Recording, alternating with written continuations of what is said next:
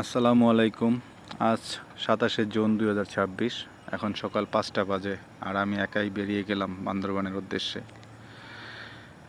আমার একা ঘুরতে ভালো লাগে। গ্যারেজ থেকে বাইকটা বের করলাম, সকাল সকাল বেরিয়ে যাব। 300 ফিটে এসে একটু ব্রেক দিলাম, টঙ্গী থেকে রওনা করেছি। এবার আমি যাব মদনপুর হয়ে। তো আমি আরও 2বার সাজেক গিয়েছি বা কক্সবাজার, যখনই যাই ওই মদনপুর হয়ে যাই। সকালবেলার 300 ফিটের হাইওয়েটা অনেক ভালো লাগছে। তারপর যখন মদনপুর পার হয়ে চিটাগাং রুটে উঠে গেছি। চিটাগাং রুটটা আমার এমনিতে অনেক ভালো লাগে, কারণ এখানে এক দিক দিয়ে গাড়ি যায়, আরেক দিক দিয়ে আসে। আর সিলেট হাইওয়েতে তো সেটা হয় না, এই জন্য সিলেট হাইওয়েটা আমার কাছে এত ভালোও লাগে না। আর ওখানের সিলেটের হাইওয়েতে এখন রাস্তার কাজ চলমান, তাই ওদিকে যাচ্ছি না। তো বলতে বলতে চিটাগাং হাইওয়েতে গাড়ি চালাচ্ছি প্রায় 90, 80, 100, যখন যেমন টানতে পারতেছি। কারণ আমার একটা ইচ্ছা যে আমি সকাল সকাল বা যত তাড়াতাড়ি পারি আমি বান্দরবান শহরে পৌঁছাবো। এবং আমার থাকার ইচ্ছা আজকে রুমা বাজারে থাকবো। বলতে বলতে আমি বারোয়ারহাট চলে আসলাম। এই বাম পাশ দিয়ে চলে গেছে সাজেক, খাগড়াছড়ি। সকাল থেকে নাস্তা করা হয়নি, তাই একটা হোটেলে সকালবেলা হালকা নাস্তা সেরে নিলাম। তারপর আবার এই যে পড়ার ভিডিও করা হয়নি, সরাসরি চট্টগ্রাম শাহ আমানত সেতুতে এসে একটু ব্রেক দিলাম। আমার এই জার্নিটাতে এবার আমি ব্রেক খুব কম নিয়েছি, কারণ আমি একা ছিলাম, তাই এতটা ব্রেক নেওয়া হয়নি। যত তাড়াতাড়ি পারি আমার ইচ্ছা ছিল বান্দরবান পৌঁছানো। আর প্রথমে ভাবছিলাম বান্দরবান শহরে থাকবো, কিন্তু আমি বান্দরবান শহরে চিন্তা করছি যে যদি আগে আগে সকাল সকাল পৌঁছে যাই তাহলে সেখান থেকে আমি রুমা বাজার চলে যাব। কারণ বান্দরবান শহর থেকে রুমা বাজারের দূরত্ব প্রায় 45 কিলো। আমি বান্দরবান শহর থেকে এখন বান্দরবান শহরে আমি কেরানীহাট থেকে বান্দরবানের পথে আছি, বান্দরবান শহরের পথে আছি। আসলে একা লাইফে বা একা যদি আপনি ট্যুরে যান, আপনার কাছে সবসময় ভালো লাগবে কি সেখানে আপনি স্বাধীন। আপনার কোনো ধরনের কারো অনুমতি নেওয়ার প্রয়োজন হবে না। আপনার যখন ইচ্ছা যেখানে ইচ্ছা সেখানে থামবেন, যা ইচ্ছা তাই করবেন। মন চাইলে কফি খাবেন, চা খাবেন। বলতে বলতে বান্দরবান শহরে আমি চলে আসছি। তো এখান থেকে আমি যে কোনো একটা গ্রুপের সাথে অ্যাড হয়ে যাব। দেখি কোনো গ্রুপ পাই কি না। ইনশাল্লাহ পেয়ে যাব, কারণ জানি অনেক গ্রুপই আসে, তাদের সাথে আমি অ্যাড হব। বলতে বলতে আমি সেখান থেকে একটা গ্রুপের সাথে অ্যাড হয়েছি। সেখান থেকে আমি বান্দরবান শহর থেকে কিছু এনআইডি কার্ডের ফটোকপি নিয়ে নিয়েছি। তারপরে যে ওয়াই জংশন, সেই ওয়াই জংশন, বাম পাশে রুমা আর ডান পাশে থানচি বা নীলগিরি।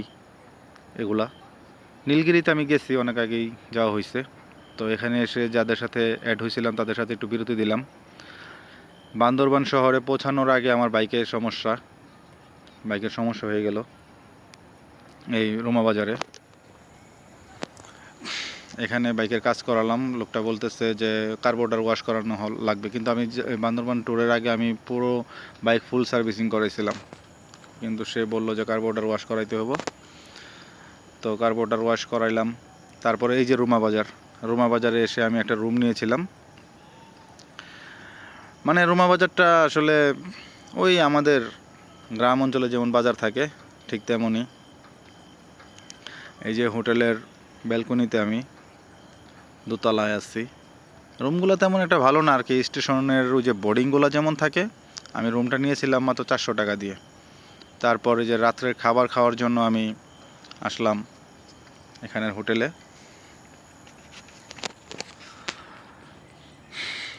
খাবার দাবারের অবস্থা মোটামুটি ভালো। এই যে খাওয়া দাওয়া করার পর ভালোই লাগতেছে। সামনে একটা মন্দির আছে, মন্দিরের নাম শ্রী হরি মন্দির। আসলে আমার বন্ধুবান্ধব লাইফে যে কয়জন আসছে বেশিরভাগই হিন্দু বন্ধুবান্ধব ছিল।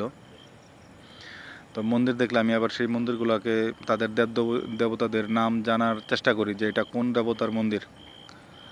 তো এই যে রুমা বাজার থেকে ছোটোখাটো পাহাড় দেখা যায়।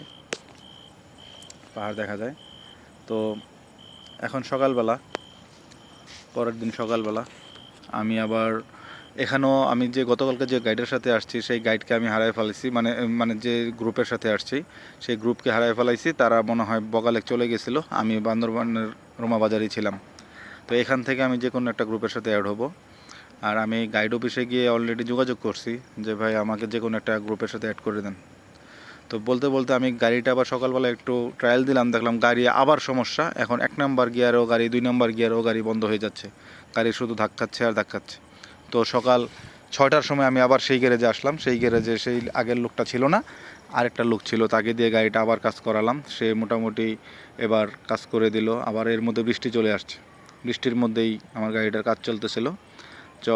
গাড়ির শেষ করার পর, ঠিক করার পর, ওই যে এখানেই রোমাবাজারে এখানে এই অফিস থেকে গাইড নিতে হয়, এখান থেকে গাইড নিতে হয়।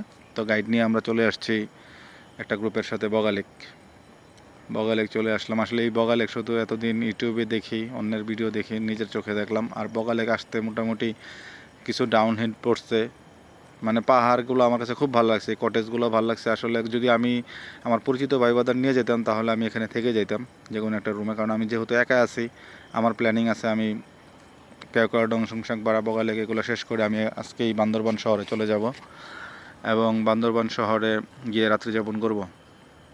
তো বগালেক থেকেও চলে আসলাম। বগালেক থেকে আমরা যে এখনও যাইনি, মানে রওনা দিব আর কি। তো আমাদের সবাই যাদের সাথে আমি গেছি প্রায় ওখানে 6 জন আছে, আমাকে নিয়ে 7 জন, গাইড সহ 8 জন। তো সবাই ছবি টবি তুলতেছে, ভিডিও করতেছে। আমার এই বগালেকের লেকটাতে গোসল করার খুব ইচ্ছে ছিল, কিন্তু যেহেতু আমি থাকবো না এখানে, তাই আর গোসল করানো হয়নি। চলে যাব এখান থেকে কেওক্রাডং থেকে সুংসাংপাড়া। তো বগালেক থেকে রওনা দিয়ে দিচ্ছি। এই আমার বাইকটাকে। আর আসলে সত্যি কথা বলতে আমি সাজেক 2বার গিয়েছি, কিন্তু সাজেকে আমি এত খাড়া পাহাড় পাইনি। শুধু বলে যে সাজেকের লাস্ট 5 কিলো অনেক খাড়া, এটা সেটা, আসলে ওগুলো কিছুই না। এই পাহাড়ে আমি যতটুকু এখনও আসছি বগালেক আসতে, যে ডাউনহিলগুলো পড়ছে ওগুলার কাছে সাজেকের ডাউনহিল কিছুই না। তো অনেক ভিডিও করা হয়নি, অনেক খারাপ পাহাড়ের ভিডিওগুলো করা হয়নি, কারণ আমার জন্য তো আর গাইড বসে থাকে না। গাইড তো সবার আগে চলে যাচ্ছে তার বাইক নিয়ে। ওই যে আমাদের গাইড চলে গেল, দেখেন পাহাড়ি রাইডাররা এক বাইকে 3 জন। আমরা যেহেতু কারো বাইকে গাইডকে ওঠাই নাই, সে কারণে আমি একা সিঙ্গেল ছিলাম, কিন্তু আমার বাইকে যেহেতু প্রবলেম ছিল আমি সেই ভয়ে আর গাইডকে আমার সাথে নেই, আমি একাই রওনা দিছি। আমাদের 7 জনকে মিলে গাইডের পুরো বিলটা দিতে হবে, তার পেমেন্ট করতে হবে তাকে প্রায় 3000 টাকা, কারণ সে একটা ড্রাইভার সহ একটা মোটরসাইকেল নিয়েছে, তাকে 3000 টাকা দিতে হবে। আর সে আমাদেরকে ঘুরে দেখাবে হলো বগালেক, কেওক্রাডং, সুংসাংপাড়া, এর মধ্যে কিছু ভিউ পয়েন্ট যেগুলোতে সুন্দর করে পাহাড় দেখা যায়, এগুলো সে আমাদেরকে একটু দেখাবে। দেখেন ভাই সামনের অবস্থাটা দেখেন ভাই, ইট পাথরের শহরে ভাই এগুলো দেখতে পারবেন না ভাই। আপনার লাখ লাখ কোটি কোটি টাকা থাকতে পারে, কিন্তু এগুলো দেখতে পারবেন না, এই পরিবেশ। আর ভাই সত্যি কথা বলতে, আমরা যেদিন গেছি আমি সমতল থেকে, রুমাবাজার থেকে রোদ দেখে গেছি, বা টিপটিপ বৃষ্টি পড়তেছিল, কিন্তু আসলে সমতলে তো আপনি মেঘটা সেইভাবে দেখতে পারবেন না। আর আমরা এখনও ঠিকমতো কিন্তু মেঘের দেখা পাই নাই। সামনে যে আপনাদের জন্য কি অপেক্ষা করতেছে, বা আমার জন্য কি অপেক্ষা করছিলাম নিজেও জানি না। এই মোচড়টার মধ্যে অনেকে নাকি পড়ে যায়, বা এটা নাকি সামনে মনে হয় মোড়টা আসবে। আসলে এমন কয়েকটা মোড় তো আমি হারাই ফেলাইছি, বুঝি নেই।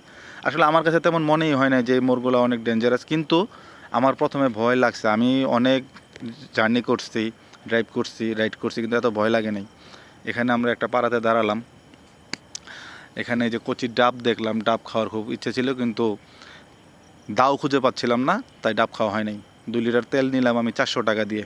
বলতে বলতে দেখেন কেওক্রাডংয়ের চূড়ায় আমরা, এখানে আর্মি চেকপোস্টে আমাদের গাইড আমাদের এনআইডি কার্ডের ফটোকপি প্লাস টোকেন জমা দিবে। আর ম্যাকগুলা দেখেন, আল্লাহর কি অপরূপ সৃষ্টি, কি ম্যাক দেখলাম ভাই। আসলে ওখানে না গেলে আসলে বুঝতাম না। আর সত্যি কথা বলতে অনেকে বলে যে এই বান্দরবান যারা ঘুরে নাই তারা এই বাংলাদেশ ঘুরে নেয়, আমি এখন বিশ্বাস করি। আমরা সেখান থেকে চলে আসছি সুংসাংপাড়া এসে একটু ছবি টবি তুললাম। সুংসাংপাড়ার পর একটা আর্মি ক্যাম্প আছে, সেখান পর্যন্ত যাওয়া যায়, কিন্তু আমরা আর যাইনি। সেই ভাইরাল কটেজ সুংসাংপাড়ার, এখানে রুম ভাড়া 3500 থেকে 4500 টাকা আছে। এখানে অনেকেই ছিল, কিন্তু আমরা যেহেতু থাকবো না বা আমার সাথে কেউ নাই, আমি থাকতে পারি নাই। আর আসল কথা, এই কটেজের এখানে আমি এক কাপ রং চা খেতে চাচ্ছিলাম, সেটাও আমার গাইড আমাকে সময় দিল না, শুধু বললো যে চলে আসেন সামনে গিয়ে ভিউ পয়েন্ট আছে সেখানে দাঁড়াবো। তো সেখান থেকেও চলে আসছি। এই যে এই ভাই দেখেন, এই পাহাড়টা দেখেন ভাই, সত্যি কথা বলতে যাদের হার্টের সমস্যা আছে বিশেষ করে, তারা এখানে আইসেন না ভাই। মোবাইলে আসলে ভিডিওতে এতটা ভালো দেখা যায় কিনা বা বোঝা যায় কিনা আমি জানি না, কিন্তু আমি এখানে যে পাহাড় দেখছি আর যে ডাউন হিলগুলো দেখছি, আমার জীবনে আমি এমন মানে সাজেক বলেন অন্যান্য পাহাড়ে আমি এটা পাই নাই। আমার কাছে অনেক ভালো লাগছে, ভয়ও লাগছে। আবার বৃষ্টিতে রাস্তাটা ভেজা ছিল। আমাদের গাইড বলে দিছে যে নামার সময় 2 নাম্বার গিয়ারে ইঞ্জিন ব্রেক দিয়ে নামবেন, আর উঁচা পাহাড়ে যেগুলো বেশি খাড়া এগুলো 1 নাম্বার গিয়ারে উঠাইবেন, আর একটু নিচা যেগুলো এগুলো 2 নাম্বার গিয়ারে উঠবেন। আর বিশেষ করে রানিংয়ের সময় উপরে ওঠার সময় গিয়ার চেঞ্জ করবেন না। কিন্তু আমি ভুলে অনেক সময় 1 নাম্বার গিয়ার থেকে 2 নাম্বারে আসছি, আবার 2 নাম্বার থেকে 1 নাম্বার গেছি। যখন দেখছি যে 2 নাম্বারে কোলাচ্ছে না গাড়ি, উঠছে না, তখন আমি 1 নাম্বার গিয়ারে আসছি। কিন্তু আমার কপাল খারাপ একটা জিনিস, যে আমার আসলে এই হেলমেটের মধ্যে আমার মাউন্টেনের মধ্যে মোবাইলটা লাগাইছিলাম। মোবাইলটা লাগাইয়া একটা ভিডিও করতে চাইছিলাম, তখন আমার মোবাইলটা দুর্ভাগ্যবশত পড়ে গিয়ে বাদ হয়ে যায়। মানে বাদ হয় না, মোটামুটি নতুন মোবাইল, তারপরে স্কেচ টেস পড়ে একদম সমস্যা হয়ে যায়। এবং আমি মোবাইলের দিকে পিছনে তাকিয়ে দেখি ক্লাচ ধরে ফেলছিলাম ভুলে বাইকের, তখন থেকে আমার বাইক ছুটে যাচ্ছে। বাইকে আমি তখন ছেড়ে দিছি, বাইকও গিয়ে পড়ে গেছে একদম, বাইকের লুকিং গ্লাস সব পড়ে গেছে। ভাই দেখেন এই যে এই খাড়া ঢালটা, এটা আসলে তেমন বোঝা যাচ্ছে না মোবাইলে, কিন্তু এটা অনেক খাড়া ডাল ছিল। আমি মোটামুটি 1 নাম্বার গিয়ারে ইঞ্জিন ব্রেক দিয়ে নামতেছি। আমি সাজেক যখন প্রথমবার গেছি, সত্যি কথা বলতে আমি ইঞ্জিন ব্রেকটা বুঝতাম না। আমি সাজেক গেছি আসছি, আমি ক্লাচ ধরেই কিন্তু ওঠানামা করছি, কিন্তু সেই পাহাড়গুলো পারা গেছে। কিন্তু এই জায়গায় আপনি ক্লাচ ধরছেন তো আপনি মরছেন, সত্যি কথা বলতে। এখানে ক্লাচ ধরলে আপনি মরবেন। ক্লাচ ধরলে গাড়ি আপনি রাখতে পারবেন না, ব্রেক করলেও আপনার গাড়ি চলে যাবে, অনেক স্পিডে চলে যাবে। এই যে ট্রাকটা উঠতে পারতেছে না, ভঁ করতেছে। আর আমিও যখন মানে খারাপ পাহাড়ে উঠতেছি, তখনও আমার গাড়ি ভঁ করতেছে। আমি তখন বুঝতেছি যে আমার ইঞ্জিনের উপরে কতটা প্রেশার যাইতেছে। ভাই দেখেন, এই যে দেখেন সামনে এই মেঘ, ভাই লাখ টাকা দিয়ে কোটি টাকা দিয়ে এই ভিউ পাবেন না আপনার শহরে, এই ফিলও পাবেন না ভাই। আমি শহর থেকে আসার আগে আমি অনেক গাইডের সাথে যোগাযোগ করছি যে ভাই আসলে বান্দরবানের কেওক্রাডাঙ্গার এখন ওয়েদার কেমন, বা সুংসাংপাড়া গেলে ওয়েদার কেমন পাবো। তারা আমাকে আশ্বস্ত করছে ভাই এখন সবচেয়ে সুন্দর সময় চলতেছে, আসতে পারেন, ঠিক আছে। এই যে এটা কেওক্রাডাঙ্গার চূড়ায়। সত্যি আমার ছবি তুলে দেওয়ার জন্য কেউ ছিল না, কিন্তু বাট আমার সাথে যারা গ্রুপ মেম্বার ছিল তারা আমাকে বলছে যে ভাই আপনি দেন, মোবাইল দেন, আমরা ছবি তুলে দিই। তারা আমাকে কয়েকটা ছবি আসলে তুলে দিছে। তারাও অবাক হয়েছে যে আমি ঢাকা থেকে একা গেছি এত দূরে। আমি সাজেকও লাস্ট টাইম আমি একা গিয়েছিলাম, কারণ আমার বন্ধু বান্ধব ভাই তারা ঘোরার প্রতি তেমন একটা তাদের মন মানসিকতা নাই।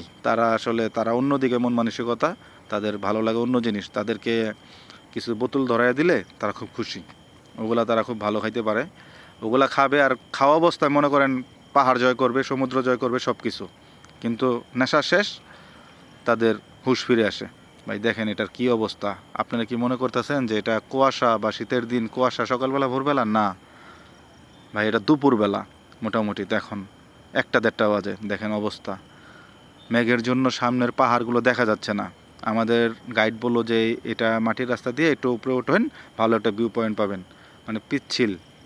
এই যে এটা কেওক্রাডাঙ্গার চূড়ায় যাওয়ার জন্য এই যে এগুলা কটেজগুলা, এগুলো ভাড়া হয়। ভাই আমার ইচ্ছা ছিল সত্যি, আমার যদি আমি থাকতে পারতাম। এই যে কেওক্রাডাঙ্গার চূড়ায় এই কটেজটা বিল্ডিং হচ্ছে, এটা হয়তো ভাড়া হচ্ছে, কিছু রুম ভাড়া হয় এখানে। তো নেক্সট টাইম যদি যাই আমি বগালেকে থাকবো, বগালেকে থাকার আমার ইচ্ছা আছে। নয়তো ওই যে সুংসাংপাড়ার যে নতুন কটেজটা হয়েছে যেখানে সবাই থাকতেছে, সেখানে থাকার ইচ্ছা আছে। ভাই এই মেঘ থেকে আসলে এখানে ঘন্টার পর ঘন্টা আপনি বসে থাকতে পারবেন।